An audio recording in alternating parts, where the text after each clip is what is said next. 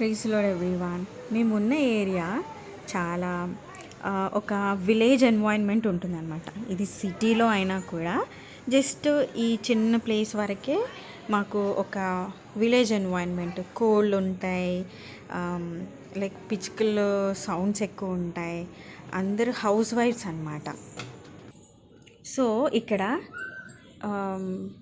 మనం మ్యాక్సిమం 9 వరకు, ఆల్మోస్ట్ 9:30 వరకు అందరూ పడుకుంటారండి. అసలు మనకి ఏ సౌండ్స్ వినిపించవు.